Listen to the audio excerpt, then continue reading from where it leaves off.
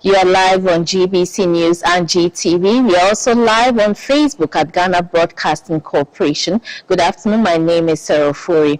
With the theme Empowered for Service, the Women's Wing ladies of the fellowship is asking women to leave a legacy worth emulating to other women and the youth at the ongoing World Convention of the Full Gospel Business Men's Fellowship International in Accra. The National Ladies Coordinator, Mrs. Matilda Misartha, further extended an open invitation to all women to join the fellowship. It is the Full Gospel Business Men's Fellowship International, but women play a key role in pushing forward this global Christo-centered organization in the marketplace. The female variant of the Full Gospel Business Men's Fellowship International is the Ladies of Fellowship.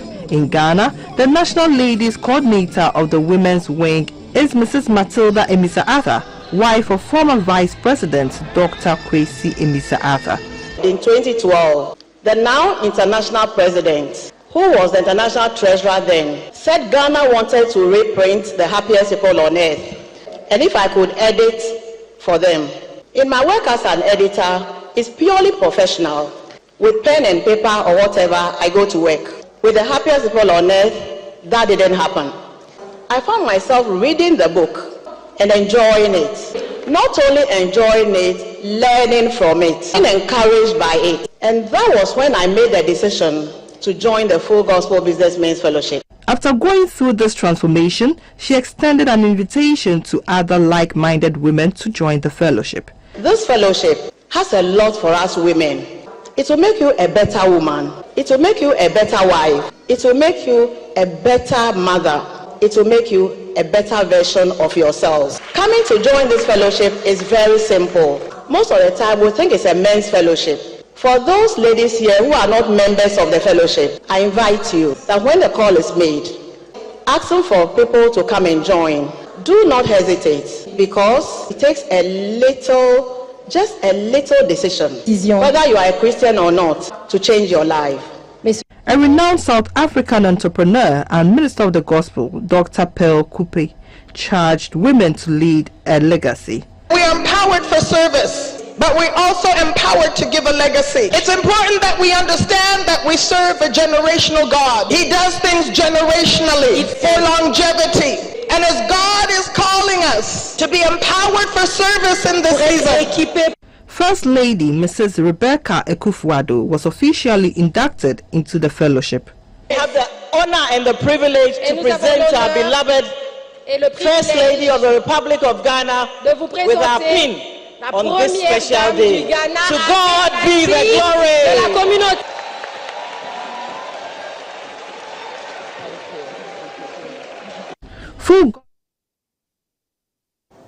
The Commissioner for Human Rights and Administrative Justice Charge, Mr. Joseph Whittle, says the public must not believe claims that the Commission is selective in executing its mandate. He was responding to a question about why the Commission does not deal with certain class of people accused of alleged acts of corruption.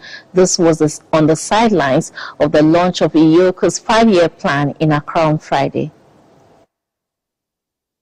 Different stages in which a case is disposed of, but the persons are informed. The Commission is a creature of statute and of the Constitution. It doesn't mean that as soon as you bring a complaint, we must necessarily hold somebody accountable. And so we will take it through those processes that I've explained.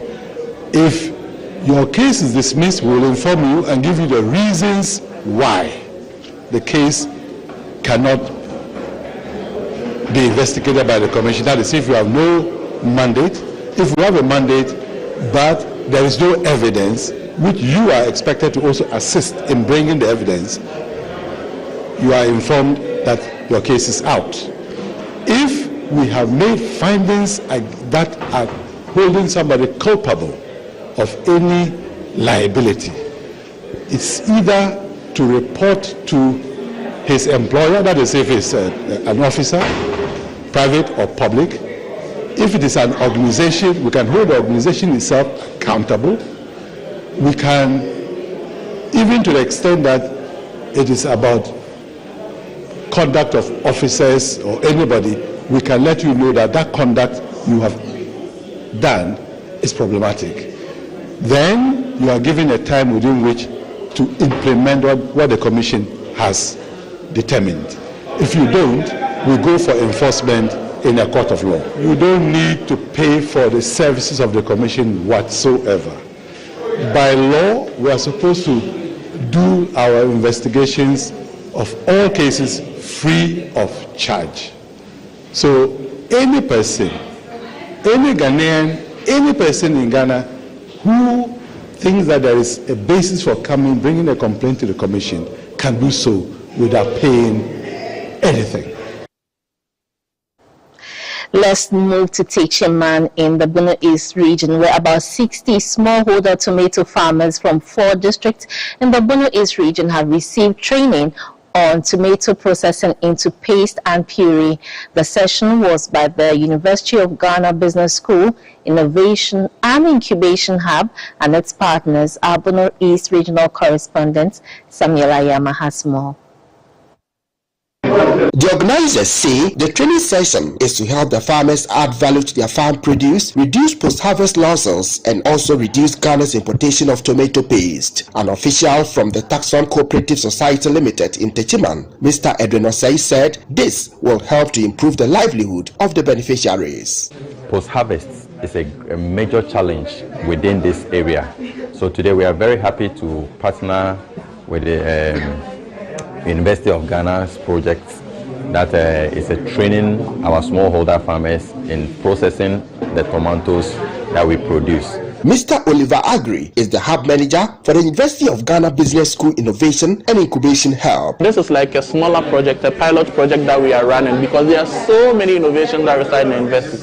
If this is successful and we can make a case for a larger scale project, then going forward in the next couple of years, we can upscale a lot of the innovation that reside within the higher education landscape into the localities where a lot more value can be placed on them. A facilitator at the training program, Dr. Neil Lante Amisa, who is a lecturer at the University of Ghana with the Department of Family and Consumer Sciences, also spoke to GBC News. We figured that it would be a good idea to come in and train them on the making of tomato paste and tomato puree so that they can reduce their pre-harvest and post-harvest losses, add value to their products, and also we intend to train them on food product development so that they can come up with innovative and creative products from their tomatoes.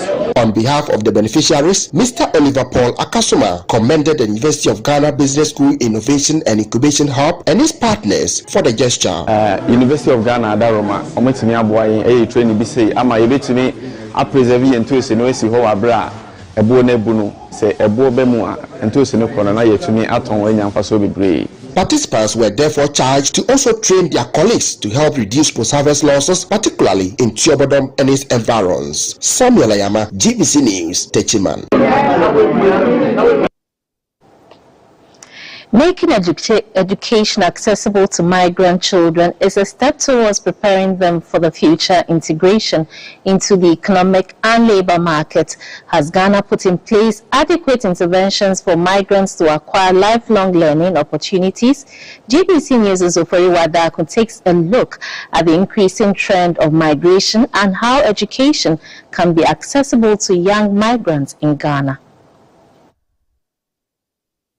For coming is not just one, but it's a multiplicity of factors. So usually it's poverty, and these days we have climate change, and so perhaps there is drought, there is intensive farming. For the pulling factors, the opportunities in Ghana, people find Ghana as a place where they could find better livelihoods. 25-year-old Abdullahi is a labor migrant from Niger. He's an asylum seeker who has been in Ghana for the past 4 years. My brother is here. My papa is in Niger. Oh, okay. Ghana is good. Now, The number of people migrating to Ghana has surpassed the number who left. There are many of the migrants in Ghana who struggle to make a living by engaging in menial jobs, whereas others survive on the streets as beggars. These migrant beggars are mostly children who have the endorsement of either their parents or caretakers to flaunt themselves on passers-by. Some few meters away from a major city center, their car shopping mall, 3 young migrants were spotted begging for money. Eli, who is 11 years, claims Hawa, a 10-year-old migrant, is his sister who helps him to make more money on the streets. Every day I get 5 cedi, I get charged. 1 cedi, 5 cedi, 20. If I get 20, I will go and do.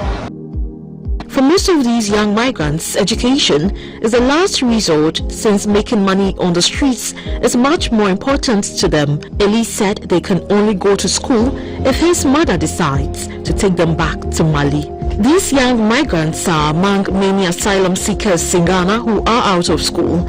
On the other hand, some officials in the education sector say some migrants prefer their children are in school than to be on the streets. Madam Eva Edna Bani, the headmistress of Nima 1 Basic School in Accra, said some young migrants are brought to the school to be enrolled, but the issue of language barrier always hinders effective teaching and learning. Sometimes parents may bring certain children for admission. And if you talk to that child, you realize the child is not responding. Since that child has mingled with those who can speak the English language, with time, that child will pick up because she will be eager to communicate and then play with his or her peers. Dr. Daniel Owusu-Chireko is the Assistant Professor of Education and Social Justice at the University of York in the UK. With migrants coming from Nigeria, Togo, Cote d'Ivoire, Mali, Niger, they come with their own characteristics and their own cultures. When people migrate, they do migrate with their culture, their religion, their language, and these do have implications on the educational systems in Ghana. A young Nigerian from Osho State, Joshua Kwam Tejuden, is a JHS 3 student at Babies Nooks Montessori and JHS in Accra. Joshua is currently in Ghana with his younger sister, who also attends school in the country. I've been in the school like 2 years and a half now. 2 years, almost 2 years. When I get to the school first, the English is different. I didn't really get the English. Sometimes when I'm doing dictation, I find it difficult to spell some of the things, but I don't have any problem with it again. I didn't even say anything like they're teaching me back from the rest of them. They all treated equally. The English was kind of difficult for me when I first got here. Like, it is different from what we speak in Nigeria. Some of my friends in class, I think they were teaching me, letting me to know I was getting it, but some of them mocked me. If I speak something, they said, this is not how, and instead of they should correct me, they'll be laughing at me. Alberta Dazi is a Ghanaian teacher who has been teaching young migrants for the past years. She shares how the journey has been so far. The fancy, like the Ghanaian language that we have been doing in the school, Babies Nooks Montessori, because they don't understand our language, it's very difficult for them to cope with it. And they are friends too, because the way they talk, their tonation, sometimes is difficult for them. Touching on the issue of migrants and streetism in Ghana, an educationist, Mr. Anis Hafar, said that all stakeholders should come together to find appropriate ways to deal with the problem.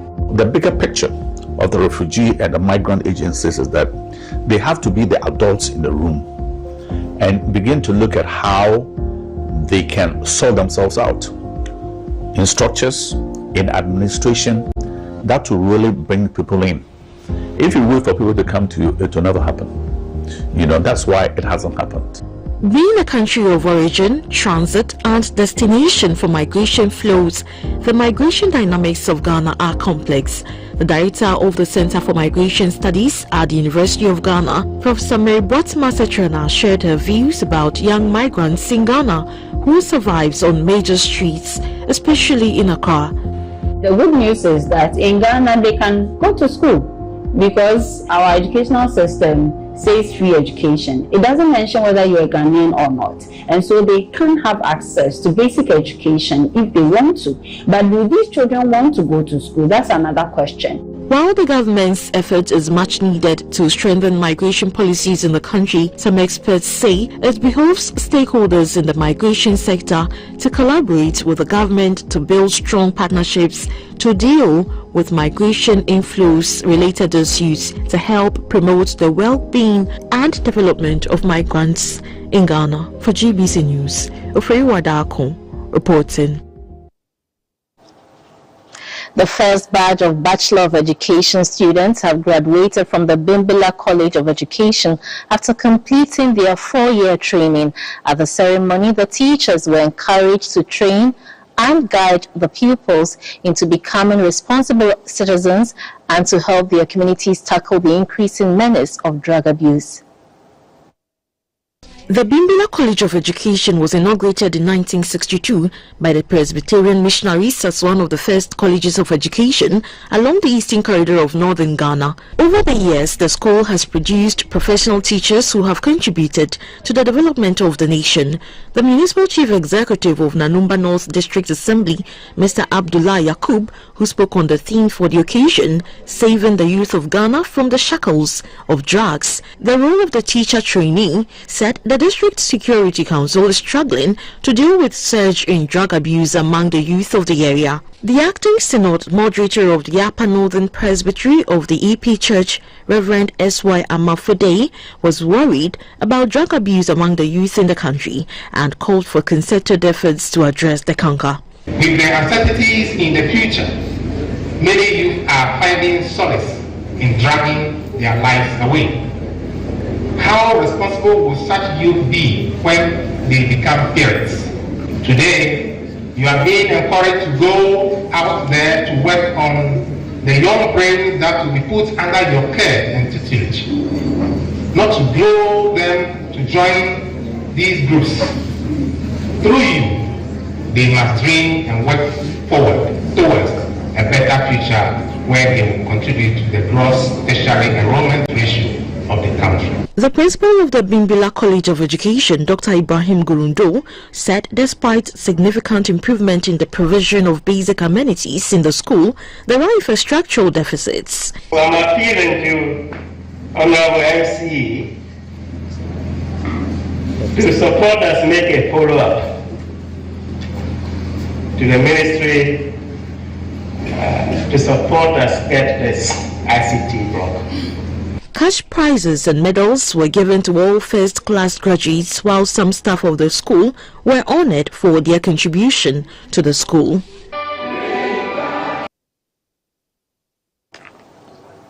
Residents of Nsuayem near Takwa are appealing to government to speed up work on an abandoned community day SHS project in the area. The residents complain that the delay in completing the project is piling pressure on their pockets as they are compelled to enroll their wards at different senior high schools that are quite distance away. In 2020, President Akufo-Addo cut the salt for work to start on the Nsuayem Community Day Senior High School project. The 18-unit classroom block and 12-seater toilet facility project were scheduled for completion in 2022. It was sponsored by the GET Fund. Some community members said the project was about 70% complete, but has been totally neglected in the bush. Weeds have taken over major portions of the facility. Snakes and other reptiles have made the abandoned project their abode. The contractor, engineers and other supporting staff have not been on site since 2021 for non-payment. Assemblyman for the area, Mr. David Kumjan, said if the SHS project is completed, it will impact positively on developing human capital in the community.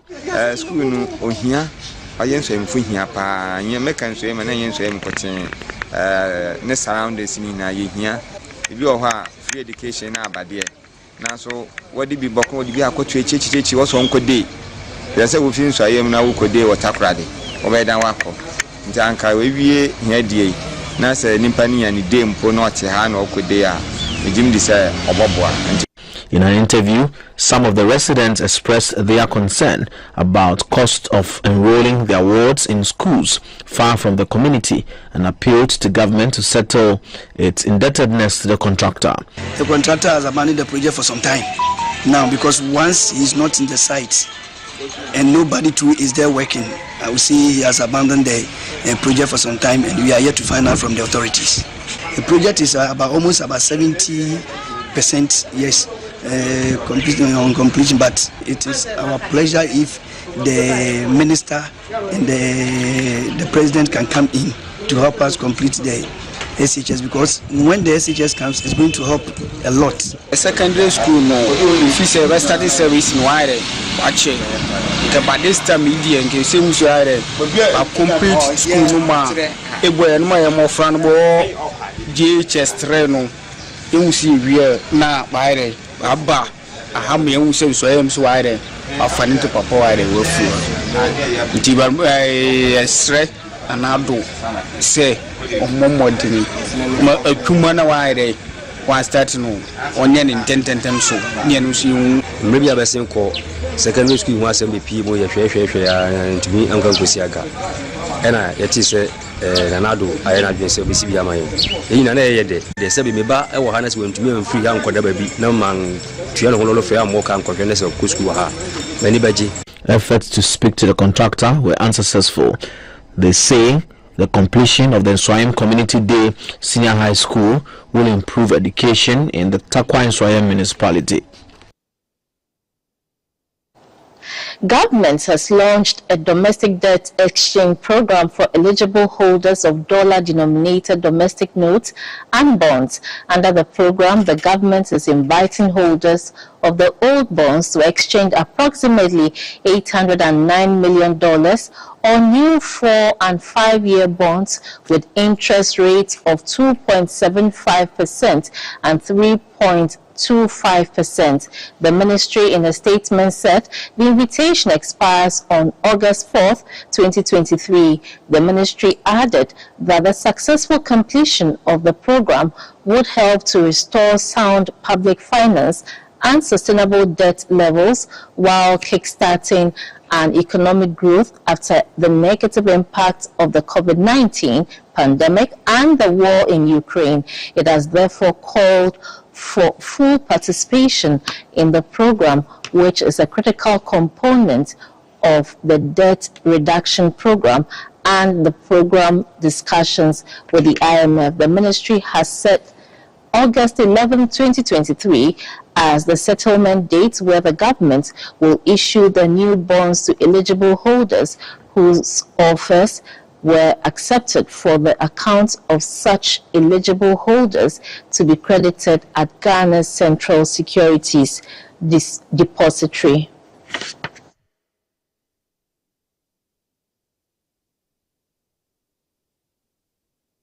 Then we'll be right back.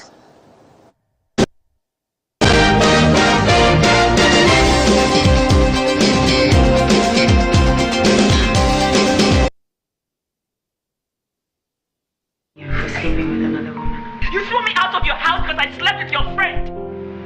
I'm not angry either, at least not anymore. Did she put a knife to your throat and forced you to have sex with her?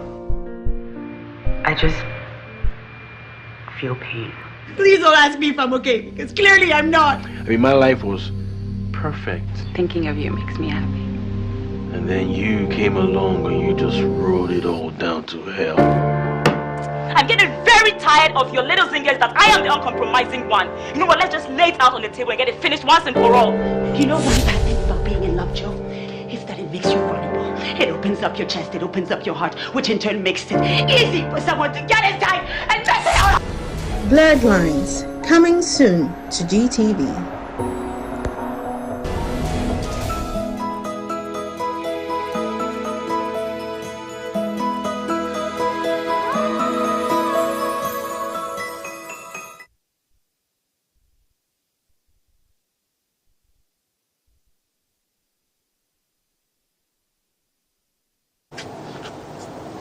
Welcome back. You're still watching News Hour live on GBC News and GTV. We are also streaming live on Facebook at Ghana Broadcasting Corporation. A pull-out ceremony for the Director of Prisons in charge of finance, Mr. Samuel A.J. Atta, has been held at the Prison Officers Training School in Accra. DOP Samuel A.J. Atta served for 28 years.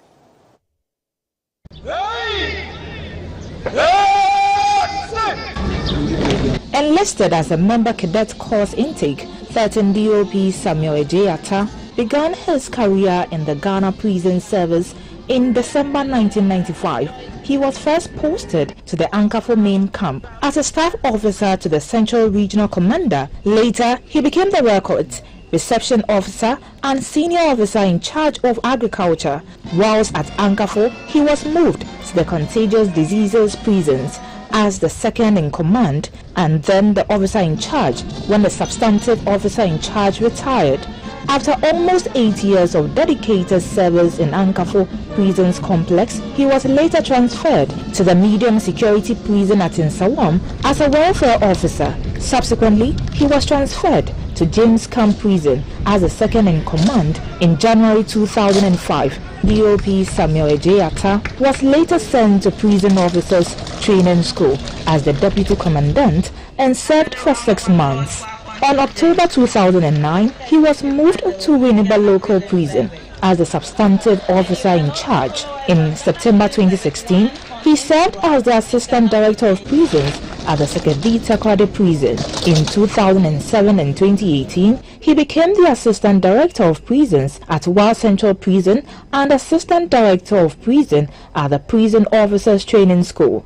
By dint of hard work and dedication to the service, DOP Samuel A.J. Atta was transferred to the headquarters in 2021 and served as the Director of Prison Health. Prior to his retirement, he was appointed as the Director of Finance in October 2022. The Director of Prisons in charge of finance, Mr. A.J. Atta, urged all officers to present a unified front in all dealings. To work as a prison officer, which is intrinsically rewarding, needs a lot of commitment and dedication to duty and not to be too money conscious. It requires one to bid his time and to be loyal to one's superiors in order to reach the pinnacle of one's chosen career. Present a united front in all your dealings because in unity lies strength.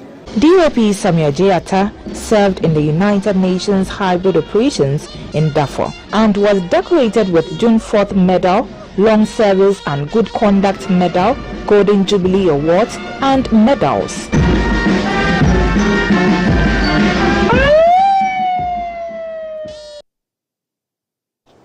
Still on officers of the National Security, the SAN model simulation exercise for firefighters within the Greater Accra Region Command has ended at the regional headquarters. At the last demonstration for the officers from 4 other fire stations, the regional commander ACFO1 Roberta Agriganson said the educative exercise will enable the fire service to change or update their contingency plan. The 5 weeks SAN model simulation exposed the officers from the various fire stations to the benefits of teamwork in an emergency. The various scenarios focused on a likely incident to occur within their vicinity. For the last batch, they were to assume that a back road vehicle BRV carrying 53 tons of substance with identification number UN 1075 was conveying the product from Accra and to be delivered at a sales outlet at Kofi Krom in the Central Region. While negotiating a curve at KNT, a densely populated central business district, the BRV fell on its side, which buried the delivery outlet of the tank, making it impossible to siphon its contents. The driver and his mates got trapped in the vehicle, whilst a motorbike rider with a passenger and a driver of a saloon car were severely injured. The driver of the saloon car had a spine injury, while the passenger on the motorbike fell off and was unconscious. Due to the impact of the fall on the ground, the rear side of the tank had a defect, causing a leakage of the substance. This incident occurred in the peak hours of a working day where business activities were brisk. Traffic was at gridlocks and people were seen rushing to the scene. With the Sun model, Team Charlie was to assume it to be the incident ground while performing the role as incident respondents. Looking at the dense population of the area and commercial activities, how would the team handle the situation? Play the role as the fire master control? And which agencies are they expected in the scenario? Indicates the role of various agencies and logistical needs should the event be a protracted one. This has actually sharpened our mind so very much. It has taught us how to handle situations with care, and it has taught us not to jeopardize with anyone's life, because it is one of our core mandates to protect lives and properties, and anything life is very paramount to us and to everyone as well. So this is of great essence and importance to us. We've learned a lot. The Deputy Director of Operations, DO1 Joseph Forsen, touched on the performance of the firefighters. In any major incident, the first 20 minutes is chaos, but they were able to manage the 20 minutes and then they call for assistance. And again, in every major incident, there was what we call LIP, that is life safety, incident stability, and then property protection. That is what they did. However, there were some gaps. With the corrections and updates of the firefighters, the regional commander, ACFO1, Roberta Agri-Gansing, believes it will ensure quality service delivery to the nation. All of them have done well. They are going back to do the needed corrections. And a day will be set aside for a real competition. And that is when that performance appraisal can be given. The Batch 5 officers, known as Team Charlie, were drawn from the industrial area, Accra City Dansoman and Kolebu fire stations. The next exercise is expected to commence within the last quarter of 2023.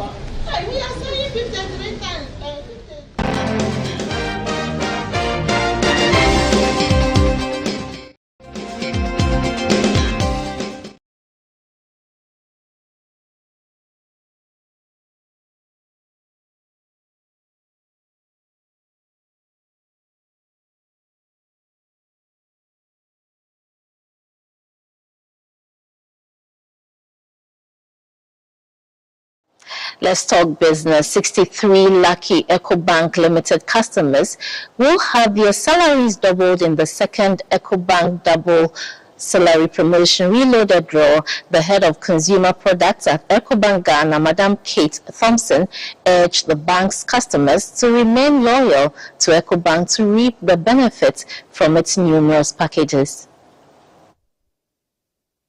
The EcoBank Double Salary Promotion Reloaded rewards the bank's customers for their loyalty by multiplying salaries of customers 18 years and above who receive their salaries of not less than 200 cedis either through their bank current savings or salary accounts. The first edition of the promotion had 240 customers win double the value of their paychecks in 3 draws. The second edition of the draw was held in Sunyani and conducted in collaboration with the National Lottery Authority under its Caritas Lottery platform. After several rounds of draws, 63 lucky customers from across the country were picked and will have their salaries doubled, tripled, and quadrupled. Speaking to the media after the draw, the head of consumer product at EcoBank Ghana, Madam Kate Thompson, said the promotion has been tailor-made to suit the needs of their customers. I want to let our customers know that we have customers all over Ghana, and we need to ensure that all our customers feel that we are part of what they do. The Bongo region, which is this region, and Sunyani in particular, we have a branch here. We need to ensure that they know the brand EcoBank, they know that we have a product for them, and they know that when it comes to banking, EcoBank would be the best choice for them to come to, and that is why we decided to come here. And we also know that we have quite a number of universities set up in Sunyani, and we have our students growing up to be salaried workers, so it is best for us to let them know so that as they move into the salary world or as they move into the employment world, they know where to buy. Under this promotion, customers also had a chance to win consolation prizes. In addition, the account holders were entitled to several benefits, including free life insurance of up to 10,000 Ghana cedis, the ability to save as they spent, a free debit card, no minimum balance, no card maintenance fee, as well as mobile and internet banking services. She therefore encouraged existing customers to continue banking with them to benefit from these goodies. This product has made it very simple for customers, where you come in to open an account, but you go back home with other benefits that you haven't thought of. And therefore, I would say that bank with EcoBank. EcoBank is a strong bank. EcoBank is a bank that cares for its customers. EcoBank is a customer that makes sure that they dedicate time to research into what customers need, and at the end of the day, make sure that the solutions actually give them benefits. And then we have that mutually beneficial relationship. The EcoBank double salary promotion reloaded is expected to end by the end of July 2023. MTN Ghana paid about 4 billion Ghana cedis in tax to government last year. In addition, the company invested 210 million Ghana cedis as counterpart funding in government's rural telecommunications project to get all communities connected to the telecommunications services. Chief Enterprise Business Officer of MTN, Mr. Daniel Asari, disclosed this at a media and stakeholder forum in Kumasi. The MTN Media and Stakeholder Meeting is an annual event that offers the company the opportunity to update customers on the state of the company. MTN Ghana is the leader in Ghana's telecommunications industry with over 28.6 million subscribers and counting. MTN Ghana leads the data market with 13.5 million subscribers as of December 2022. The company also is the leader of the mobile money market with 21 partner banks and about 12.7 million active users of MTN Mobile Money. The Chief Enterprise Business Officer of MTN Ghana, Mr. Daniel Asari, said his outfit is still expanding its services to ensure quality delivery. In the past 3 or 4 months, we introduced the SIM swap API. So my friend was talking about Momo fraud, and we realized that most of them are on the digital channels. Now they are targeting the banks and online platform. So what the SIM swap API does is, if you want to do any digital transaction, they're able to check. In fact, the banks have set a threshold to say, if this person who is trying to do this has changed the SIM, the past 24 hours, decline the transaction. Let him come and do a physical verification. And we've had millions of transactions in the past 2 months. And it's able to stop some of these fraudsters from going through the digital one. Despite the strong year-on-year growth, MTN says it is confronted with many challenges, amongst them frequent tampering of its underground and overhead cables by individuals and contractors executing construction works. In the past, there were certain things that if you have to do it, like the cable here, you have to connect the cable all the way to the other part before you're able to do the service. With the API is remote, you can connect 2 applications, just access to internet for each person, or a VPN somewhere, you're able to connect it. World Bank Managing Director in charge of operations, Ms. Anna Biede, has said that Ghana's energy sector needs emergency attention if sustainability must be ensured. Speaking to journalists in Accra, she noted that Ghana's energy situation will worsen if desperate measures are not taken. Much attention, according to her, should be paid to billing and revenue collection. Madame Anna Biede is wrapping up her 3-day visits to Ghana. She comes to the country at a time Ghana is going through one of her worst economic turmoils, partly driven by huge debts in the energy sector. According to Fitch Ratings, the energy sector represents the largest driver of Ghana's national debts, with the country owing independent power producers a staggering $1.58 billion. World Bank Managing Director in charge of operations, Madame Anna Biede, wants an SOS approach to dealing with the country's energy problem. The problems that Ghana are experiencing are not unique to Ghana, but they are very serious.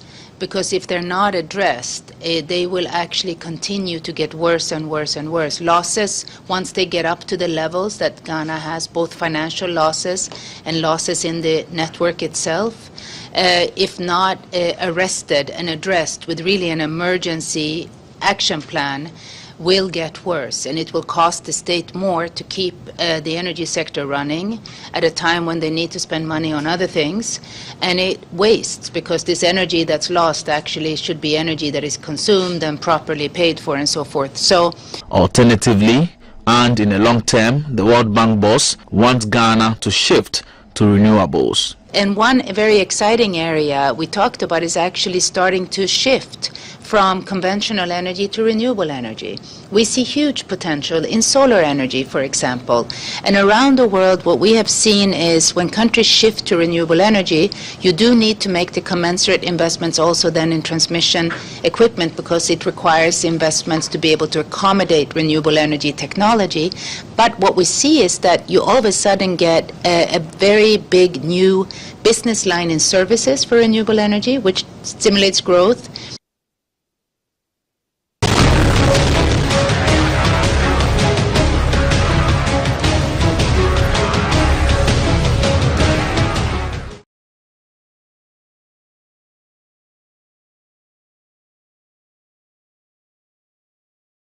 Have been killed by deadly flooding in South Korea as torrential rainfall continues to batter central regions. A third day of downpours triggered landslides and caused a major dam in the central north province to overflow. Heavy rain submerged roads, swept away cars, and disrupted railways. Another 10 people are missing, and thousands have been forced to evacuate their homes.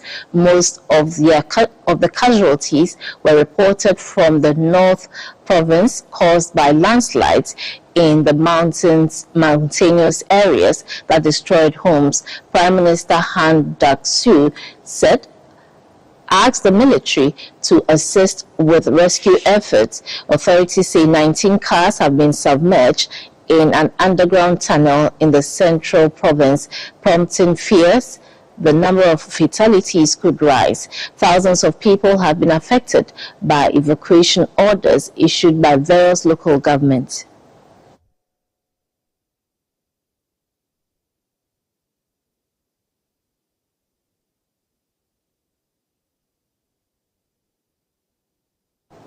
We have more stories. Do stay tuned. In every land and climb, there are motivators, leaders, bellwethers. They inspire and have attained eminence in their field. Courageously, they braved all odds to follow their dream and make a mark.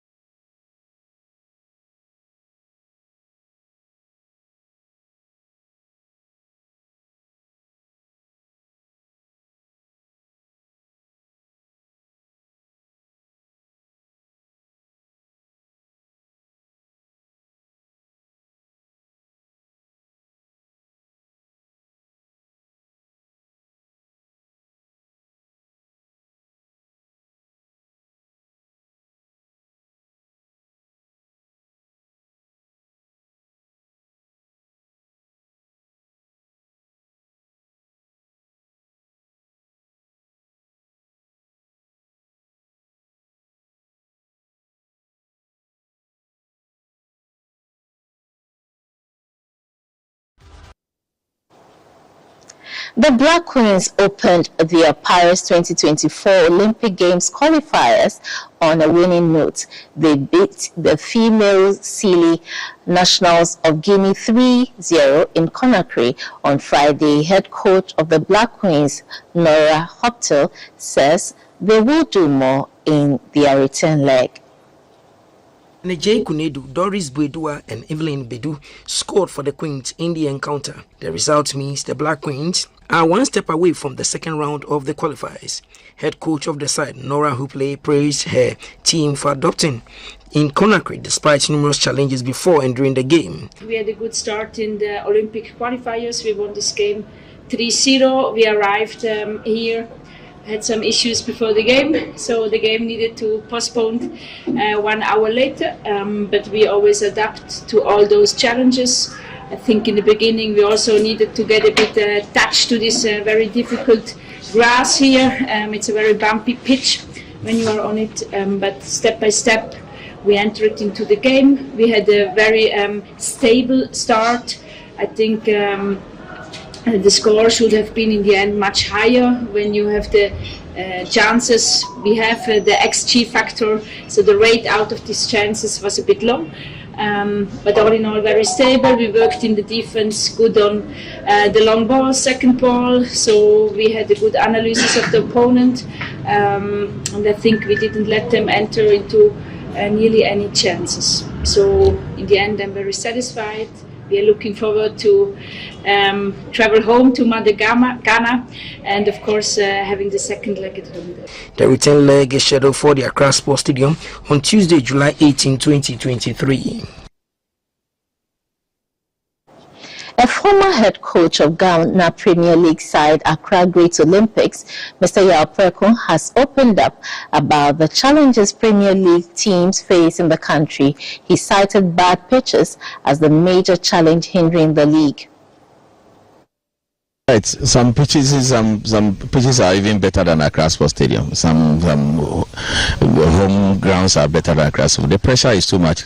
I was there last season. I coached Olympics, and there was a middle league before. Then after the middle league, the GCs before the season started. So you could see the pressure, and players struggle to play, but. The supporters up there, they don't see. From standing afar, you think, especially when you are up there, you think, oh, the grass is very green. But when you get here, you can see that it's about time. Look, Kaneshie Complex is there. I heard they started something, and out of nothing, they stopped.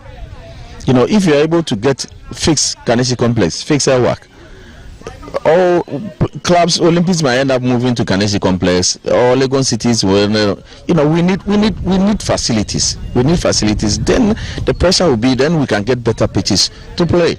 Way back when the Accra Sports Stadium was for the CAN 2008, right? CAN 2008. Now even international matches, you can't even play on Accra Sports Stadium. When season ends, close the stadium and fix it. It's simple. Is it difficult to ask? There are other places that we can play middle league in. Not Accra Sports Stadium. The players are struggling. We need facilities there. Trust me. We have to do better than we are doing, because we gradually, without facilities, we are descending. A digital lottery brand that offers convenience and accessibility through various digital platforms and mobile apps has been launched. Mega 6 Lotto allows players to enjoy the lottery anytime and anywhere. In Ghana, the lotto industry is in the early stages of adopting technology and relies heavily on traditional methods, especially where people visit kiosks to participate. The National Lottery Authority has endorsed Mega 6 Lotto, a digital lottery brand that leverages digital tools and technological advancement to create an innovative lottery experience available to every individual in Ghana above the age of 18. The game can be played on the Mega 6 Lotto app via the USSD shortcode or on a dedicated website. The Director General of the National Lottery Authority, Mr. Samuel Uku, during the launch urged unlicensed lotto operators to change their ways. The NLA continues to enjoy the monopoly as the only operator, supervisor, and the conductor of lottery. However, we believe that the times have also changed. We accommodate these third-party collaborators for them to be able to also have a way of existing, but on our terms and on our conditions, in line with Act 722 of the National Lotto Act. The game manager for Mega 6, Mr. Emmanuel Saki, says they are aiming to promote ethical gaming. Lotto gaming is actually for development. Our platforms are the mobile app, the USSD, and then also the website is mega6lotto.com. So we want to tell the public that you can play at any time and at anywhere. Mega 6 Lotto says they are aim to offer convenience, increase odds of winning, introduce ethical gaming, and impact society positively.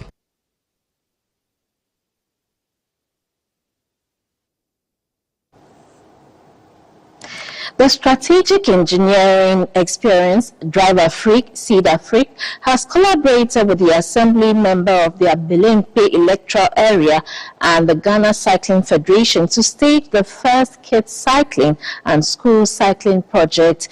The one-day event is aimed at developing the potentials of cyclists from the grassroots level.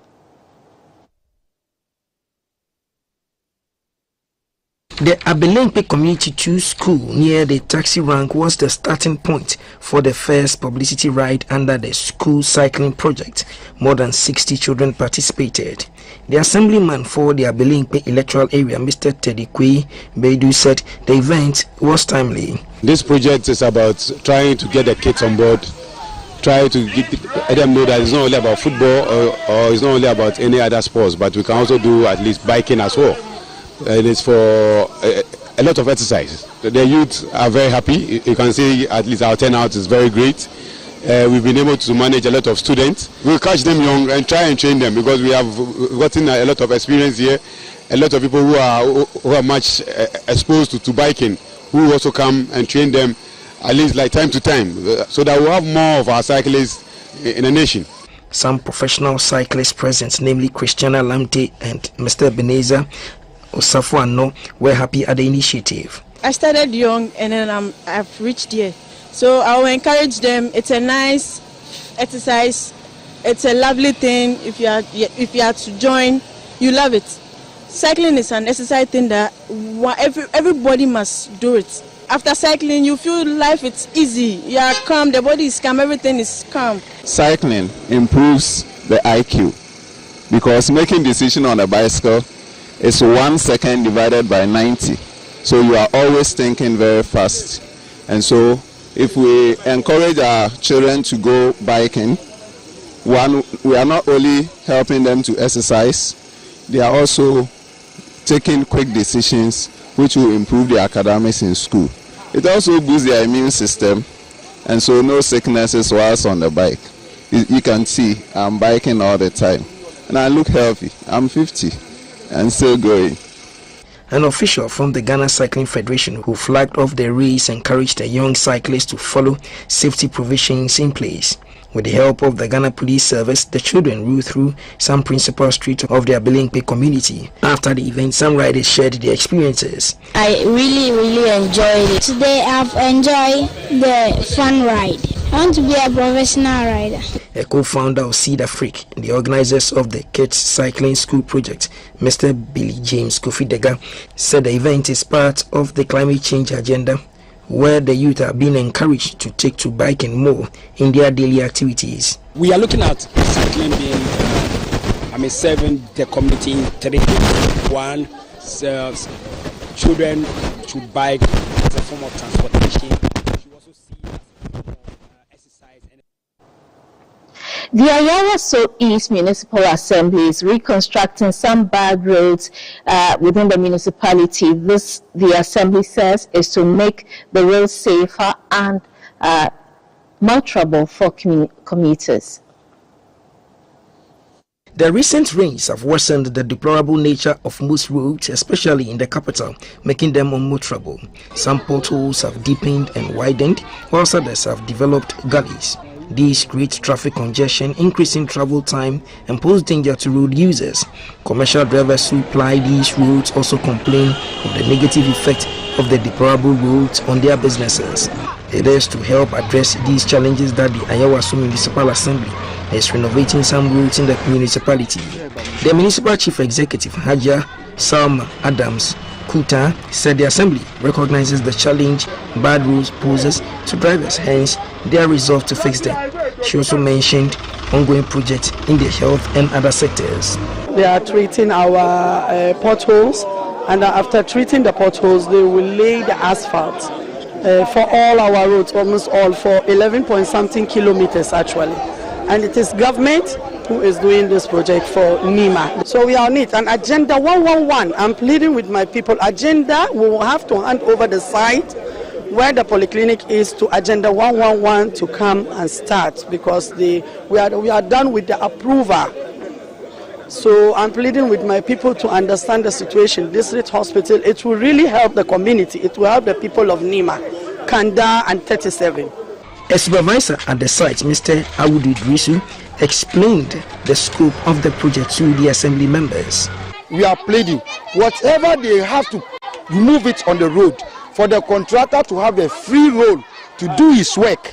And after that, we don't want people to come and be cooking, people to become and digging that we are doing something, or our own brothers and sisters, maybe they have a program, they will cook on the streets. It's not going to help us. Or after we finish, some people will say, oh, then they finish the road, let me expand my shop or my container on the road. No, that one the assembly would accept.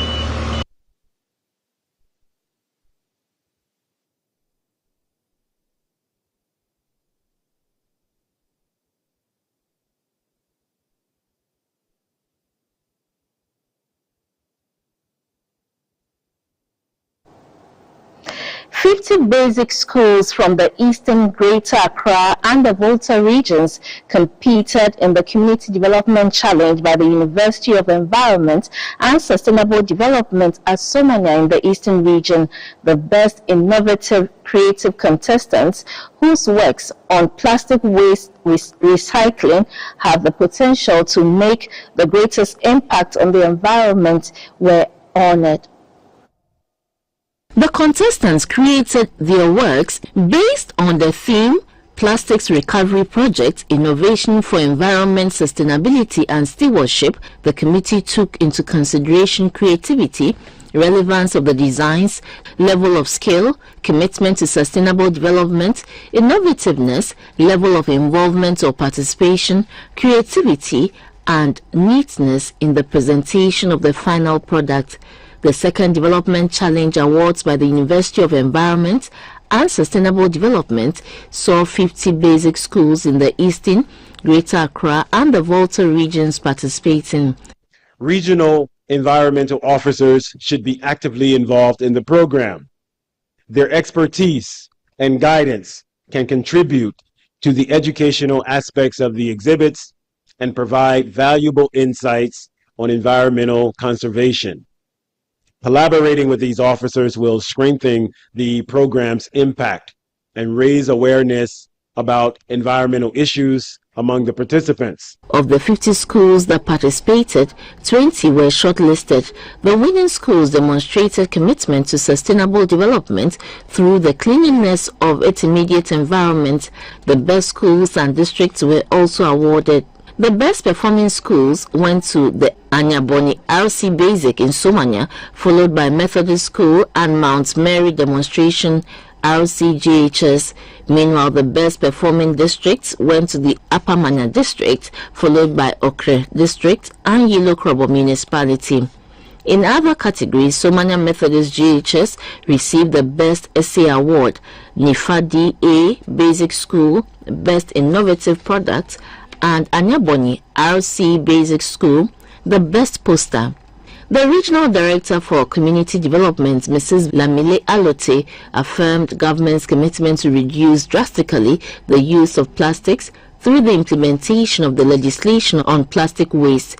The Director of STEM at the Ghana Education Service, Mrs. Olivia Sewal-Pare, who represented the Minister for Education, said the Ghana Education Service will introduce innovative ideas to include proper disposal of plastics or redesigning and recycling plastic waste into the national educational programs. The Vice Chancellor of the University of Environment and Sustainable Development, Professor Eric Nyako Sampson, urged the public to cultivate the habit of reducing, reusing, redesigning and recycling plastic products, which he believes is one of the surest ways of reducing plastic pollution. The Paramount Chief and others of the Yilo Krobo traditional area, Nene Nye Anoba Sasraku and Nene Sakite, commended the university for the initiative. And that's how we wrap up News Hour at 2 p.m. We do have more stories on our website on GBC News. Please stay tuned. My name is Sarah Furi. Next, documentary.